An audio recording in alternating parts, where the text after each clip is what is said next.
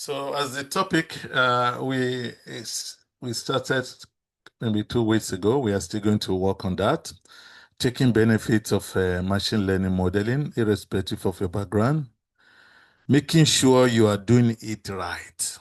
It's not just doing it, but doing it right. So are you doing the right way that will ensure that we let the data speak? So this is in, part of our important clarification series with the team. Always let the data speak. There are a couple of procedures that if you take it or you take them, but you didn't follow the right way, you didn't do it right, you may end up actually not getting what you are supposed to get in terms of the performance measures. And you may make erroneous conclusion about algorithm that, oh, this algorithm is not good. Meanwhile, it was you that did not do it the right way. So we are going to continue to have, it's going to be part 3 of this discussion so that hopefully we all really understand what to focus on and what not to focus on and at the appropriate time.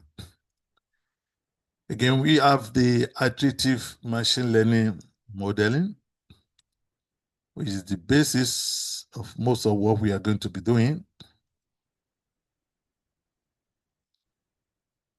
See, once you have your data,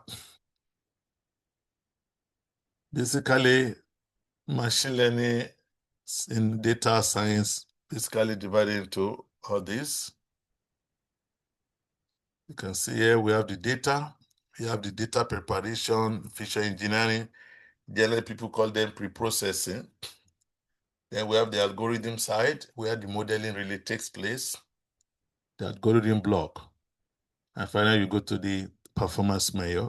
And we said, there's always opportunity for you to go back. This is the leverage you have to take advantage of. You cannot get it at once. It doesn't work that way. Just put your data, run the model, build the model, check the performance, excellent. Everything is okay. It really happened like that. So you have that privilege of going back. Either you go back here. What do you go back here to do? Or you go back entirely to the data preparation stage again and feature engineering. Then you have to know when to go back here and what to do, and then when to go back to the far previous pre-processing and feature engineering.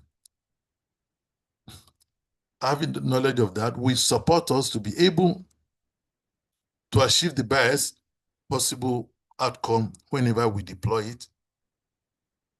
machine learning for our modeling needs, irrespective of our background. Again, we've summarized it that irrespective of where your background lies, you are all welcome. You can use AI and machine learning to solve your problems and to really make cutting-edge solution that benefit you and people in that particular area of your specialization. So where we categorize it into two group of people, to the people from diverse background, irrespective of your area, you can no longer ignore AI and machine learning. Ignoring it at someone's disadvantage. So you identify where you want to work, and then you see how you can get it solved. Build your first model.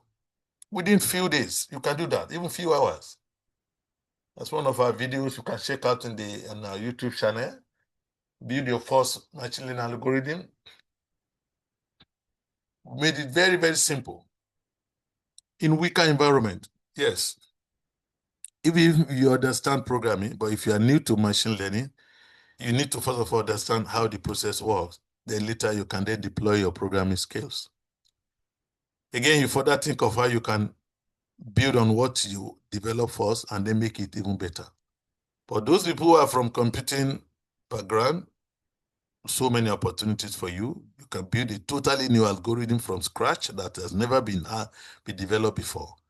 You can build several ensembles, but in similar way also, think of where your expertise is needed. Think of where you can make life easy for people. You see, malaria is a very common thing in sub-Saharan Africa. What can you do with your AI machine learning? What can people do with it to leverage it? Why do we wait for someone to develop the complicated malaria? At the very early stage, can we identify that, oh, you already have a malaria sign? And sometimes it's not even malaria, it is typhoid, but they are treating malaria. Some people have taken 2 separate complete doses of malaria only to realize that where there was no changes, then they have to, okay, try typhoid. Why do I have to do that? Try and error. For every drug taken, the kidney suffers for it. Why can't we prevent that? Can't we come up with something that can accurately determine if this is actually malaria or not? Bearing in mind that some people don't have the financial wherewithal to go for basic tests to determine these things. Can we have a very simple AI system? And majority of people carry iPhone these days, Android phones. Can we build a system for them that they can use to easily diagnose malaria? They can even diagnose for their neighbor by just looking at few signs, few symptoms. These are some of the areas we can think of and see, okay, how can we make life easy? How can we contribute to improving the health situation in our environment? And then once you build the first one, then you think of how you can make it even better, and then the list continues. So, however, irrespective of the problem you have identified that you want to work on, it is very instructive that we do it in the right way. Do it right. And that is why we took our time and modified this iterative system. We call it modified iterative machine learning modeling framework to support let the data speak principle. It's a principle that a lot of people are missing, even though some of them are long-term practitioners, but still they are not getting it, which is making people to miss a lot of insight they are supposed to have gotten from data. So we continue to analyze on this. Analysis of this, last week we stopped at the point that, okay, at a point in time, because of the reality of the need to let the data speak, we will talk later about what we are going to call multi-channel pipeline. You see, multi-channel pipeline. Because these days people are getting, especially the people are into programming, you want to automate the procedures for data analytics using machine learning. So that once you have new data set, just plug it in, it starts going from stage to stage. It applies all the procedures that you've implemented in your pipeline. But if we really want to let the data speak, a single pipeline may be a disadvantage at the long run. So we're proposing that why don't we go multi-channel pipelines? So you have several pipelines. Each pipeline is implementing variants of all these possibilities or options of improving our data. For example, let's say we have under data reduction. We have what we call the data downsampling. So, which is clustering, call it clustering. You don't need clustering in all situations. It's not in all situations that you need clustering, but sometimes we need it. So it's a system that is very straightforward. Your data is not working. Before you get to that level, why would you want to data down? You are given like 5,000 samples. However, some of these samples may not support your work. You see, some of these samples may not support your work. Then we will come back here later and see, okay, at what point do you use this? For example, we're going to talk about that. But don't forget, last week we discussed, just to remind us, once you have your data, we can say that missing value treatment may be the only thing that is not compulsory, but near compulsory, being compulsory. You see? Because even if you want to use decision tree here, you don't need to treat missing value. You can still use you can still do your modeling if you are using decision tree, because it has the inbuilt capability to take care of missing value. However, once you are using other algorithms like support vector machine with missing value, the algorithm will not work. So you must treat your missing value. That's why we can say this is the one that is almost compulsory. Every other one becomes optional. Of course, that is after ensuring that you have the correct data. So the data is correct. Validation of data collection is a huge stuff that people need to pay attention to. But let's say the data is well collected, there is no wrong imputation of values, but missing value is the main problem you can identify easily. You move ahead. I know somebody is saying, what of outlier? Yeah, outlier treatment, yes. It's not something you do right away, because sometimes outlier in the data set may even be what you need. If you are modeling credit card fraud, we need outlier. Outliers, they are the attempt to break or to steal the credit card content. They'll be totally different from other data sets. So that is why what you think that is an outlier may be an advantage in your modeling. So it's not something to quickly kick out all the day, oh, this is outlier, this outlier. Outlier is a value that is out of range of other values. Don't spend too much time on that. You can come back later. With your outlier, if you are getting excellent result, don't bother yourself. It's optional. See? With outlier, you're still able to get like 100% or 90-something% accuracy, 97%. And the mistakes are coming from less complicated side. So you are good to go. So what we are saying in SNA, we don't have to finish every pre-processing. If you do that, imagine, look at the number. 1, 2, 3. The list is, I said, etc.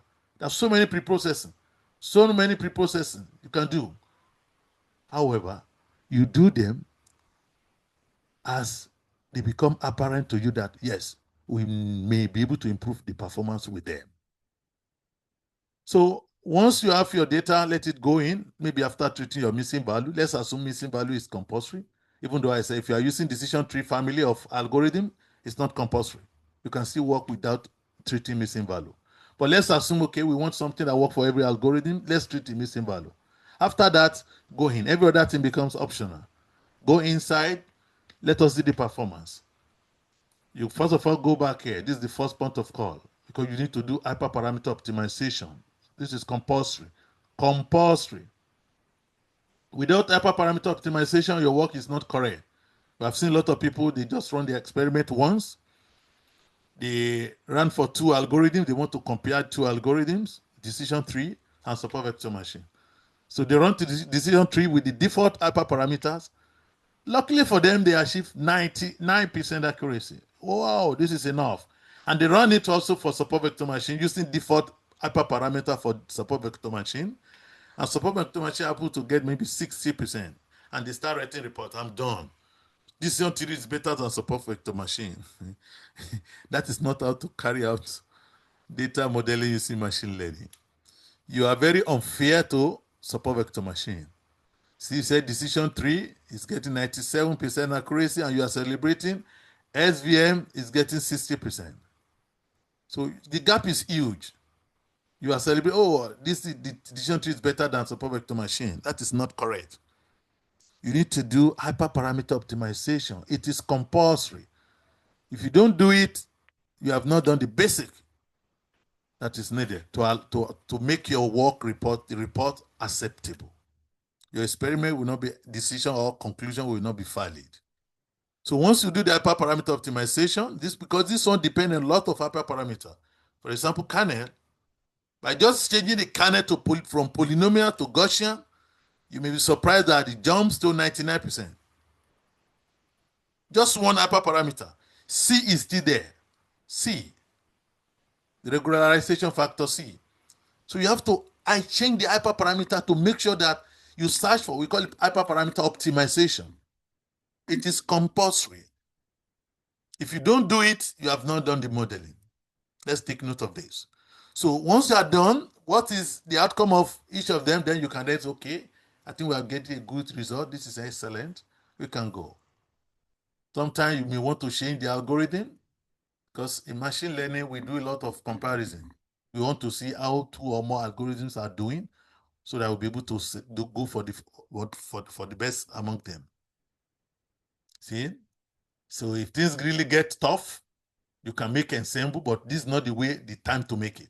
We'll come back to it later. You see, forget about ensemble now. You may have to go and try some things under the pre-processing stage to be able to see how can I improve my result. So for this one, maybe the result is okay. You can celebrate that is the end of the modeling. You got 97 for decision tree. Support vector machine already achieved 99.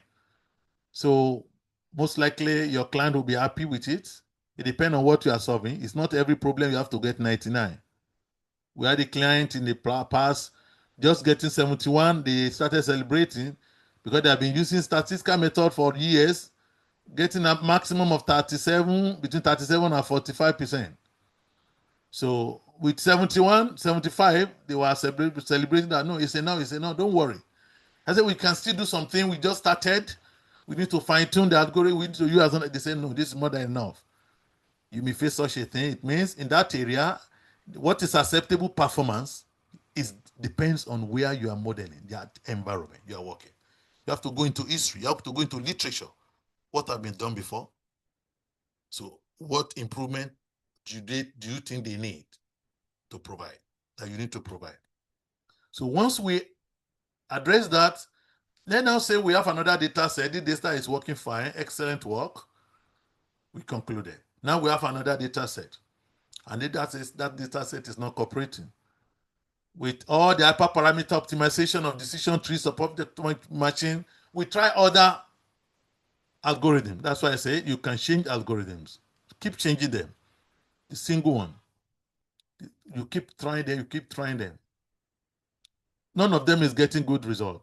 Maximum you are getting, maybe 60%, 50%, and the owner said it's not enough. So you have to keep trying different hyperparameter value optimization. Once you are done with that, you check all other algorithms possible. Then you may start thinking maybe something is wrong with your data. This is when you pass through these two back, iterative process to the back, and then see what can I do here. Can I do some feature engineering? Or maybe data preparation is wrong. Some things went wrong. This is when you have to go back and then check it. What do I check first? Do I do outlier treatment? Then you should use box plot to check. You can do that in Excel. You can use many packages to do that. We also can tell you if there's outlier in your data. Maybe you need to treat the outliers. Outliers, they are values that are totally out of range. Imagine dealing with a data set under age in the secondary school model analysis. You're having somebody who's like 150 years in a primary school or secondary school. You know something is wrong with that data's value. This is an outlier. So those outliers can affect your modeling drastically. So you quickly go treat that and then run through. Once you treat it, then run your new data set through and see what the performance. See the performance measure. A point of caution at this point in time, you might just note that initially we have run through some things. If you are the one that believes in pipeline, you can save that one as one pipeline. Then do the new one you have just done now, outlier treatment. That's another pipeline coming up now. You are adding other stuffs to the pre-processing stage. Your pipeline will change, it's updated. You can save the old one, save the second one, and keep saving it. Once you make major changes here, save them appropriately like a pipeline. That is why the way to ensure let the data speak is what I call multi-channel pipelines. You're going to have multiple channel pipelines that later you're going to say, okay, which pipeline is working for me? The one that worked for you in one data A may not work for data B. However, when you have only one pipeline and you just keep pushing it for every data, you can't force every data set to follow the same procedure. So, like we are there in the example I gave here, just simple one without doing any outlier treatment, other pre-processing, we're able to achieve 99%, 97%, which is enough. We are done with it. You see? So that same pipeline may not work. That is one pipeline now. It may not work for another data that is coming in. That simplistic approach, it may not work.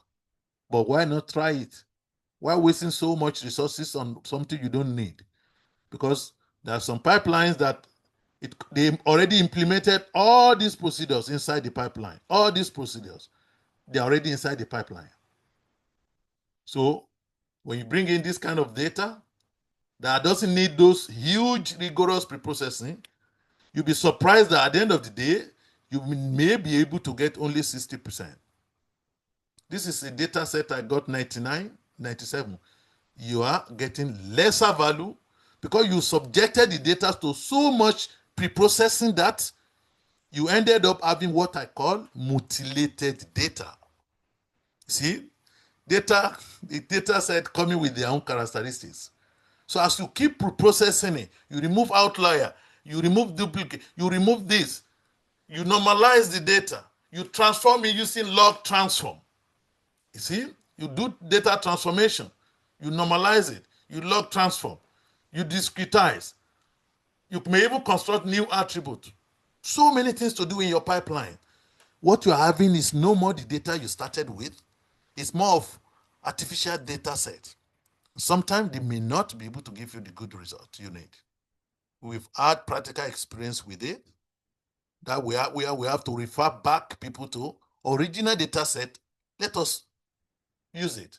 And they were getting better result than what they got using their huge, highly mutilated, pipeline-oriented data analytics. So they refuse to let the data speak. That's the principle. Let the data speak. Check all possibilities. Don't assume that all data sets must pass through the same process. No. Some data sets don't need huge preprocessing. So that is clarifying this. Now, so if you are done, depending on the data, other option you see is data downsampling. Sometimes you have tried a couple of things. We have tried outlier treatment. The idea is to try things that are simple first before you go to more complicated options. That's another rule of thumb. You see, some of these preprocessing, transformation, you try them, of course, based on experience, but sometimes if the data is different, the experience may not matter. That is where people are missing it. You see, let the data speak means somebody may use data set and got the best result when he did outlier. Yours may not be like what it needed. It may be other preprocessing that may make your data speak better. So that is why experience is there, but also you need to let the data speak by trying several options. And that is, again, why we are looking towards multi-channel pipelines. That is, you have pipelines, just like we have pipeline for water. This is what, in case people don't know what is pipeline. Pipeline is when you automate machine learning procedures. Once the data is coming in, it goes into this place, all the preprocessing stages are done, outlier, this and that. You go to another stage, modeling, and then you see the result. Just like water flowing, just put in your data, you get your result at the other side. You don't need to start doing it one by one. They already put everything together. That's the meaning of pipeline. But if you have pipeline that you put all this inside, you may be overdoing for some data set. It may work for a couple of data sets. It may not work for all data sets. So in that sense, you need to have multi pipelines connected together in parallel. So put your data in this one, put one in the second one, put one in the third one. Keep running different scenarios and see this one, which pipeline work for your data. This is how you can ensure that you are letting the data speak. Otherwise, what you think will give you better result may not give you better result. So I'll look at this example, especially before we end the lecture. When you talk of data downsampling, this is when we want to remove some data by using clustering. How do we do this? Let's say we are dealing with it can be regression problem or classification problem. We just noticed that we have tried many things, but nothing seems to be improving in this data set. And we have like 5,000 samples. With 5,000 samples, that is a huge number, so we can afford to sacrifice some samples if they are not cooperating. See? So we can try to cluster the data. Let's say it is a classification problem. We assume that, or it's not even classification problem. We assume that, let's say, okay, this class should fall into two. Let's use classification as a case study. We have data set for diabetes prediction with 5,000 samples. And then it's labeled data, but yet we are not getting the result we needed. We will first of all turn it to a clustering algorithm. We will remove the target. We don't want to know where they belong. You know, we have X1, X2, X3, and then we have Y, which is the target. This person with this characteristic is having diabetes. This person with this characteristic is not having diabetes. We assume we don't have this target. Then we send the data to clustering algorithm. The clustering algorithm tries to group data together based on the characteristic each sample possesses. So we can say, okay, please group this data into three. We know we have two classes in diabetes prediction. Yes or no? That is class 1, which is the person suffering from diabetes disease. 0 means you are free of it. You know it is two classes, but we break it to 3. We say divide into 3. So after the clustering, you have something like this. You have a group A. You don't know which one is A or B. You have group A and group B. Here you have like out of 5,000, you have 2,300 samples here. Here you have like 2,400 samples here. You know, some are missing. You don't have like 2,400, 2,300. The remaining 200 and 100. Around 300 samples are now pushed to this other class.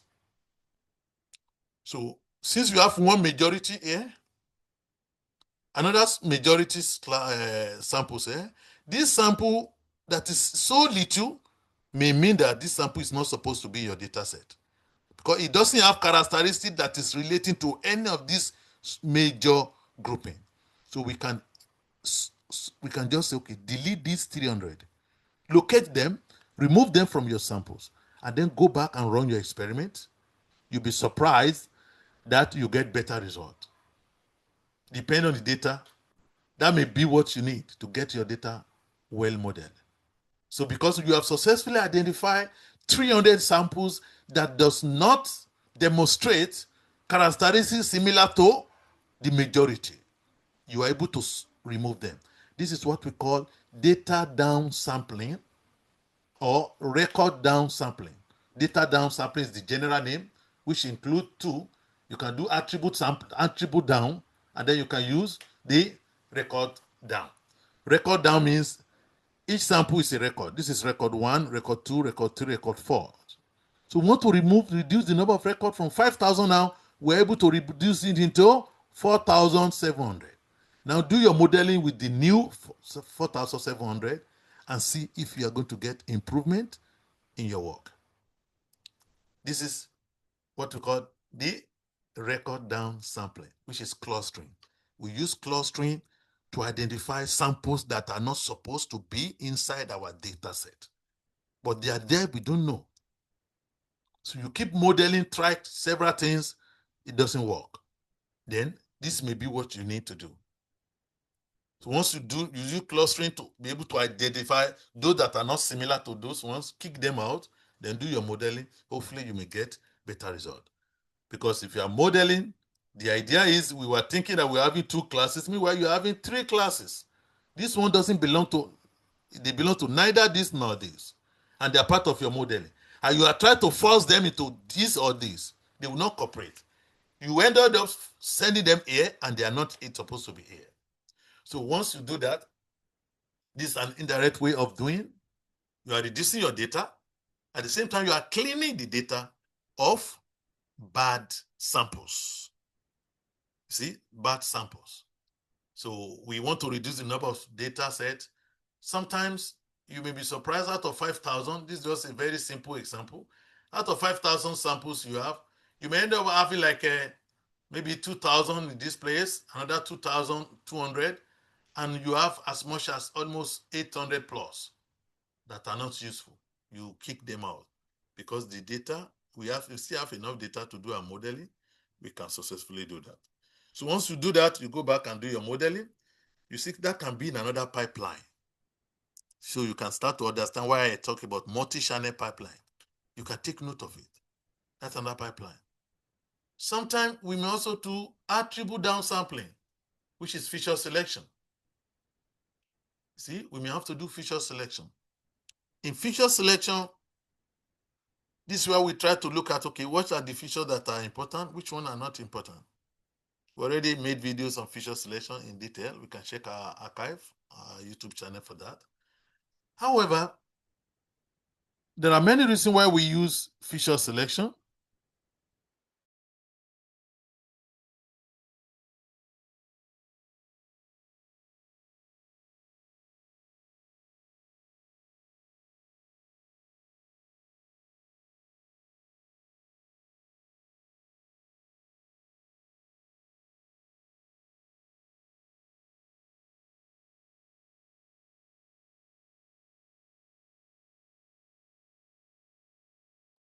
You are welcome back. So there was a technical glitch a little bit. I think there was network failure. So I hope you can still see my screen. Somebody can just chat to let us know if you can still hear me and you can see my screen. Somebody can volunteer to let us know so that we'll be sure that we are still following. Okay, thank you very much. Thank you very much. Okay. So I was explaining this before the little glitch. So I have explained the data down sampling, that is record down, where we use clustering to technically identify bad samples, samples that are not supposed to be in our data. Once you have such sample with you, there's nothing you can do. You keep modeling. You may be able to build an ensemble that will override those weaknesses. We'll come back to that later. When things get really tough, you have tried all simple ways of doing the problem, you can't get it, then it is time for you to embark on making ensembles. You can build 151 models and you add them together. You combine them to take decision for you. In most cases, they can be what you need to solve your problem. But training 151 sample model, it's not a joke. So that's why it's not something you go to immediately. So at the beginning, just limit yourself to hyperparameter optimization and changing the algorithm. Leave out the ensemble for the meantime. See, ensemble may not be what you need immediately. Try other simple ways of improving your data, and then maybe you can get better results. One of it is to data down in terms of record down. Tactically use clustering to remove samples that are not cooperating, that could be considered maybe outlier or considered very bad data. You can use it either it is regression or classification. See, because you don't need the target. So to do that, just assume, okay, this data set, can you group it into 2 groups? You group your data, you find out that majority of the data belongs to one group, or that just very few samples are there. Then you know that this one seems to be a totally out of range data. Then you can kick them out and then you continue with your modeling. So the second one I was about to start analyzing or explaining was the feature selection. When things get tougher or tough again, we do feature selection.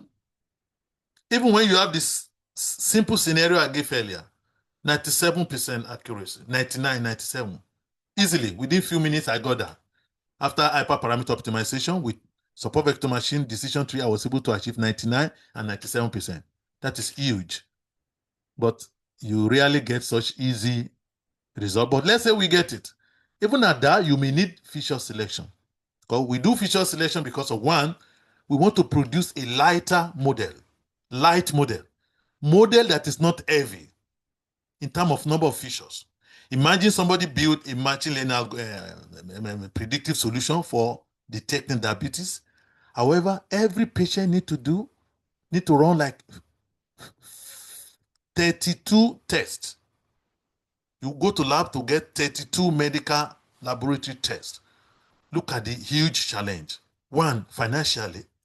Even where in Climb, where it is free, to take blood for 32 medical tests, laboratory tests, is huge. If somebody is anemic already, suffering from anemia, you may be contributing to his or our problem. So in such case, feature selection becomes very necessary. That we reduce the number of features that you need to build your model. That may be the reason you need to you do feature selection. Your result is good, excellent. But I felt this medical predictive solution is need like 25 medical tests. That is too much. Can I bring it down to 5 or 7 and still achieve 99 and 97? Even if I cannot achieve 99, maybe 98, 90, 96, a little bit different. You see? Because it's not just that it's costly, people will not be readily available to answer 25 questions when you want to do your testing. People may not be readily available to do 25 questionnaire, to answer 29 questions in a questionnaire. So we bring it down to make it easy to gather the data, to make it less costly to do the medical test and also for others. Even in situation like the one we are trying to do where we are trying to avoid medical tests because some people don't have money, we want to build a system that with basic questions, we can ask and then diagnose if somebody is sick or not by using questionnaire. We still need to reduce the number of questions. If the questions are too many, people may not respond. So these and other reasons necessitate sometimes that we do data down, attribute down sampling, which we call feature selection, reduce it. Another reason why you may have to do feature selection is once the number of features increases, you are expected to get the number of samples to increase. And not just simple increment, exponential increment. Let's say I'm having only X1, only one feature. You mean, let's say I need 10 samples. I need 10 data sample just for having one feature. Once my feature become 2, X2, X1, X2, I'm going to need 10 raised to the power 2 samples, which means I need 100 samples for 2 features.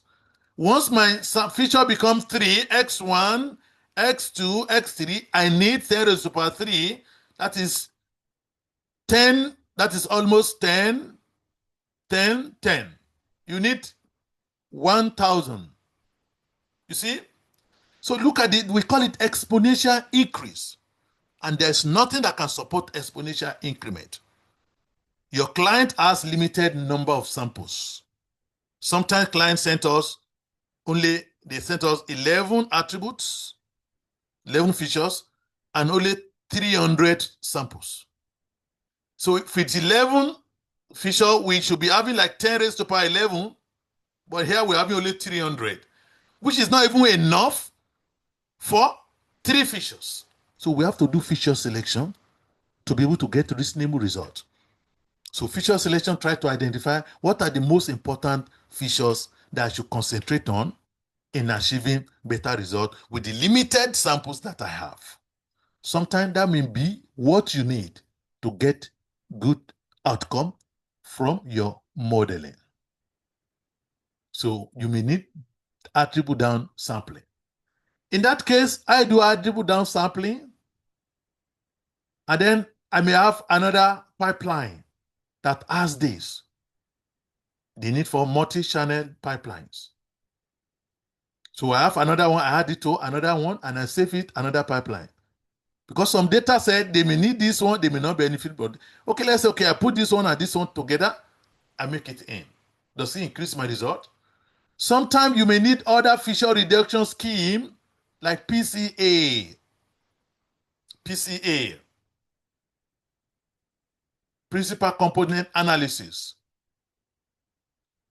We have 50 features. I don't want to do feature selection by selecting which one is good. I want to reduce them from 50 to 5. And none of the 5 will be representing any of the 50. The 5 will be totally different from all the 50. We call the principal component analysis. We're not going to the theory for now, but these are ways we use sometimes. These are last option you consider because, yeah, you're going to do a lot of work in doing that. There are last options to consider, but feature selection, very, very important because we need to create a very light model that is easy to build, model that is easy to use by everybody. And also the attribute down also can help us to kick out some very bad data set there. However, there are other things that we may also need to, once you are done with, you go back again, go through the procedure, check your performance. It's not improving to what you want. You have to go back again. What else can I do? Maybe it is time for me to check. Is the data even balanced? Is your data balanced? Do you have balanced data? If it's not balanced, yeah, you need to try to check how you can work on your imbalanced data. Oh, maybe it's not just issue of balanced data.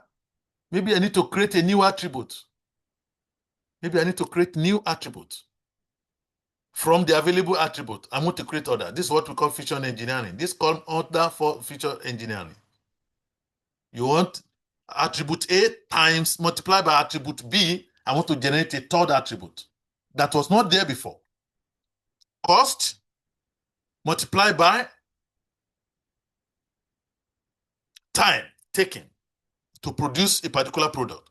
We have the time taken to produce the product. We also have the cost of that, the cost of producing the product. What of time multiplied by the cost is not an attribute that is there. Can we generate it? Maybe it may have impact in our work. This is feature engineering. However, when you do feature engineering, you have to be very careful to avoid what we call data leakage. Data leakage. You don't leak your output during the development of machine learning system. If you leak your output during the feature engineering stage, you may end up having 100% in your performance because the attribute you generated, they are replica of the target they want to predict. So there was a case like that for a few hours, couple of days ago. We were in the meeting, try to resolve it. The moment you start getting 100%, something may be wrong. 100% is not something you get every day. You see? So something may be wrong. And that is usually due to what we call data leakage. So how can we prevent data leakage? What is actually data leakage? Hopefully, because of time, we have opportunity to also reiterate and explain some of this concept with us in order to ensure that we let the data speak while doing things right. So I believe it's good for us to have a stop here. Hopefully, we are going to continue by the grace of God. And next time, looking towards how we can do things right in machine learning modeling while letting the data speak. Thank you very much for listening, and I wish you all the best.